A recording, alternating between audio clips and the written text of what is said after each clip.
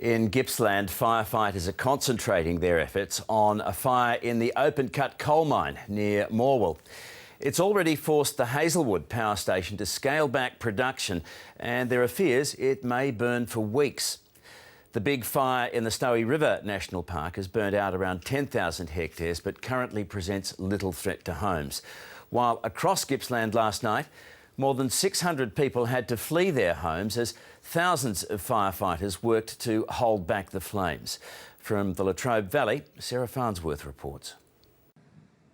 Authorities say it could take days for this fire in the open-cut coal mine in Morwell to be brought under control. Fuelled by stronger winds, it merged overnight with a blaze which had flared up in Driftfield and raced towards the Hazelwood power station, with residents reporting a series of explosions. The sky lit up and everyone could see it and you could hear it as well. It was scary. Last night, tempers flared at a community meeting in Morwell. Residents aired their frustrations. Coal ash is toxic. It's been proven all around the world.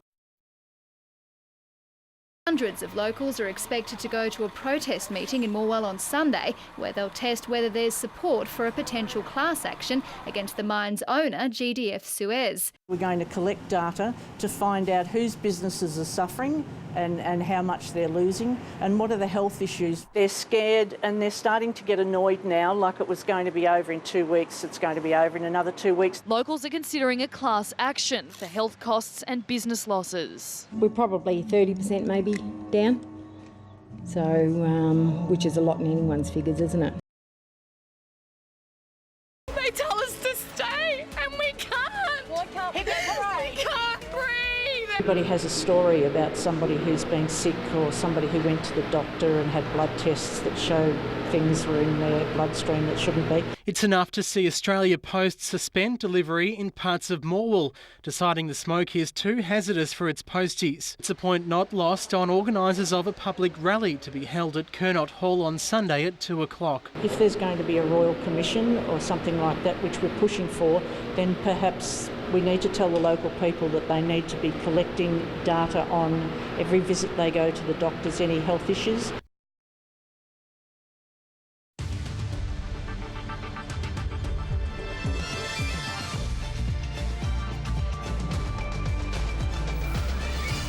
People power. Thousands rally to demand further government action on the Morwell mine fire. We work together, we can act together, we can force government to declare this a national disaster. The mine fire started 3 weeks ago today, but residents are still searching for answers. I think they could have done a lot more earlier, because having lived here all your life, well, you know how things are. These people, they are criminals. Yeah. The children of Morwell are sick. The adults of Morwell are sick. It has now become normal in Morwell to be suffering from smoke inhalation. You should relocate, but you are not eligible for any assistance. The truth's not being told to everybody. Yeah.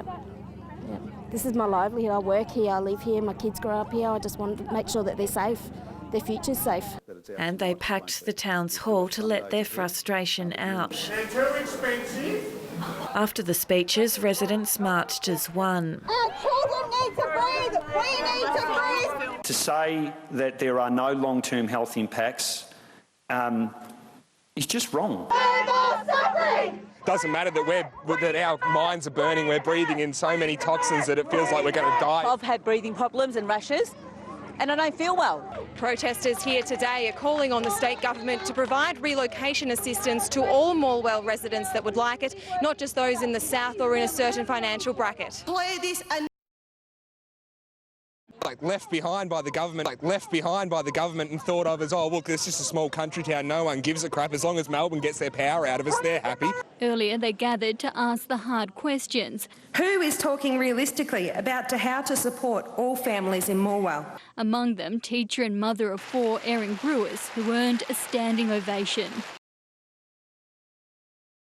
We can force government to declare this a national disaster. The Health Act says so. The whole of Latrobe Valley Brooke Van Newton, Win News. Disaster in the valley. Morwell residents led a protest from GDF Sewer's head office to the steps of State Parliament. It's not good enough. This has been going on for over 4 weeks now. How long can we breathe the air? As a small band of Morwell residents and supporters took their concerns directly to Parliament, We need help. Disaster in the valley. it'll also have the power to demand documents and hold public hearings.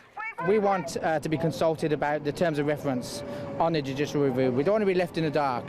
We don't want to pass in the buck, to the next government and the next government. Morwell's burning issue today flared up in the city. Disaster in the valley. We need help. Angry Latrobe Valley residents marched to the offices of Hazelwood mine operator GDF Suez, demanding answers. It's not good enough. This has been going on for over 4 weeks now. How long can we breathe the air? It's time that they stood up and told us what's really going on. What is happening in the valley is a massive health disaster. Justice Teague and his team now with 5 months to get to the bottom of it. David Woywood, 10 Eyewitness News. A steady stream of residents signing affidavits about the impacts of the fire, from health effects to cleaning bills. Simon Ellis is helping to coordinate a month and a half after capturing the start of the blaze. We've just witnessed 3 enormous explosions over by Hazelwood. All we can see is fire. And it's going so fast. I never imagined that it would turn into this. He wants a citizen's inquiry into the fire, not happy with the government's judicial inquiry. They've not put in the terms of reference that people are going to be able to make public submissions. John Byron's recording his story. Already with a pre-existing heart condition, last weekend he had a heart attack. The stress that we've been going through, I feel as though that's what's, pardon me, that's what's caused it. Meanwhile, community group Voices of the Valley, which is planning its own inquiry, yesterday collected evidence and signed affidavits from residents. So we actually have a really serious reason to be angry about what has happened in our community. Brooke Van Newton, Win News. People want to know, are they going to be infected in 20 years' time? Are their children going to be able to have children? Are we going to have lung cancer and heart disease and breathing problems, in 10, 20 years' time? From heart attacks to breathing, pneumonia-like symptoms, and serious nosebleeds, aches and pains. Fly ash, you don't know what's in it. We all know that it was putting out carbon monoxide and everything else, but what else is in the fly ash? While that thing is open and there's coal everywhere, nice and dry, it's going to happen again. First thing that needs to be done is that we need to cap the coal. Did my breathing. They found out I had clots in my legs, which went through my heart, and now they're in my lungs. I want to know, is that a result of the fire? Is that going to happen to me or other people that I love? It's just not right. 10, 20 years' time, when people are trying to have kids and they can't have kids, or they've been told they've got cancer or lung disease, it's a different thing. We're getting an increasingly large area of coal exposed to the atmosphere. It's drying, and of course, if that's not treated, remediated or covered in some way, the vulnerability to fire increases. Today's community consultation at Moe also heard more calls for the return of sprinkler systems. Re-establishment of the reticulated high-pressure fire service network of mains so that water is readily available to combat fires the minute they break out. And Mr Galton says vegetation must be cleared around the mine. There was uncut grass close to the edge of Hazelwood Mine in particular. There was forest plantations within a few hundred metres. Voices of the Valley arrived at today's community consultation armed with hundreds of affidavits, survey responses, photos, videos and other evidence collected from 2,000 Latrobe Valley residents. It hopes the evidence it's collected will help with the inquiry into the fire. We want to obviously make this available to you. This is our findings in the inquiries. This is over 1,000 plus information, submissions, data, health questionnaires. And Voices of the Valley says there's some common themes. The most common thing is the government's not done a good enough job. The second common thing is the health. We're seeing people now that are sick. And so people who have not yet been able to go back to their homes, not been able to clean up because of the mess. We've got photos of of inch-thick dust on people's couches. And like at the inquiry, Voices of the Valley arrived at this afternoon's community consultation armed with evidence from its own study of 2,000 residents. 90% of the people that we questioned or spoke to had respiratory problems, breathing problems, headaches, nausea, nosebleeds. The group says residents remain concerned about the long-term effects. Obviously, cancer is one of the biggest ones that can happen from things like this. We're concerned about our children, in 10, 20 years' time. Isn't anything like long enough. Will it be covering the whole of Latrobe Valley or just people in Morwell? The inquiry heard the first community meeting wasn't held until the fire had been burning for 5 days. There's no substitute for face-to-face in a crisis. It took another month for door-knocking to commence. That's 5 weeks, roughly, from the start of the event. The experts were scathing of GDF Sewer's absence from public meetings. The fundamental principle in crisis all over the world is the senior management's got to be visible to the community and showing concern. And I read the explanation of why the company didn't attend some of the public meetings. I read that. It's not a sufficient reason.